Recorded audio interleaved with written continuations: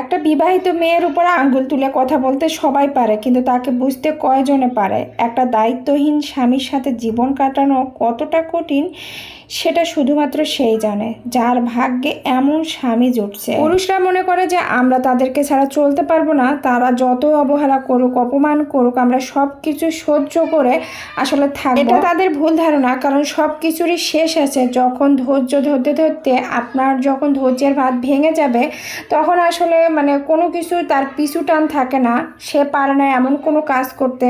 আসলে তখন তার ভালো মন্দ বিচার করার সেই জ্ঞান, হিতাহিত জ্ঞানটুকু থাকে না। একটা চরম সত্য কথা কি জানেন? শ্বশুরবাড়িতে যখন আপনার স্বামীর অনেক টাকা পয়সা থাকবে, তখন কিন্তু আপনাকে তারা অনেক বেশি মূল্যায়ন করবে। আর যখন স্বামীর টাকা পয়সা থাকবে না, তখন কিন্তু মূল্যায়নটা সেই রকম হবে। যদি বাড়ির ছোট ছেলেরও টাকা পয়সা থাকে, তাকেই কিন্তু আপনার যে মূল্যায়নটা তাকে বেশি করা হবে। এটাই কিন্তু স্বাভাবিক, আর এটাই কিন্তু হয়ে আসে সব সময়। বাস্তব কিন্তু এটাই, যে টাকা না থাকলে আপনার কিন্তু সম্মান কেউ দিবে না। তখন আপনাকে যে একটা কথা আছে না, যখন যাকে পায় ব্যাঙেও লাথি মারে, তো এরকম একটা অবস্থা যে আপনার যখন আসলে কোনো কিছুই থাকে না, তখন কিন্তু আপনার ব্যাঙেও লাথি মারবে। যে কথা বলতে পারবে না, সেও কিন্তু আপনাকে দু চারটে কথা শোনাতে এখানে কিন্তু ছাড়বে না। শ্বশুরবাড়িতে একজন স্ত্রী হিসেবে আপনি তখনই সার্থক যখন আপনার স্বামী আপনার দোষগুলো কাউকে না বলে আপনাকে শুধরে নেওয়ার চেষ্টা করবে।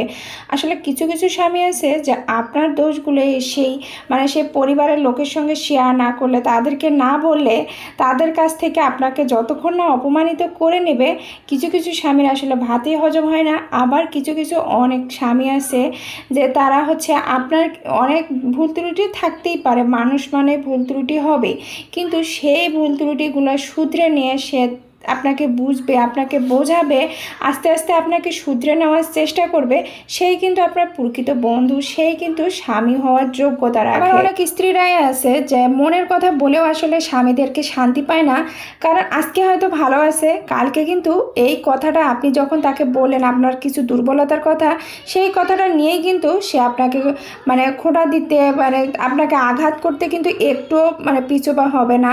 আপনাকে কি করে হেনস্থা করা যায়, কি করলে আপনি আঘাত পাবেন, সেই কাজগুলোই কিন্তু সে করে থাকবে। এই কথা সারা জীবন বলেও আসলে শেষ করা যাবে না। আসলে কি বলবো, বলার ভাষা হারিয়ে ফেলি মাঝে মাঝে। তো ভিডিওটা কেমন লাগলো অবশ্যই জানাবে। আল্লাহ হাফেজ।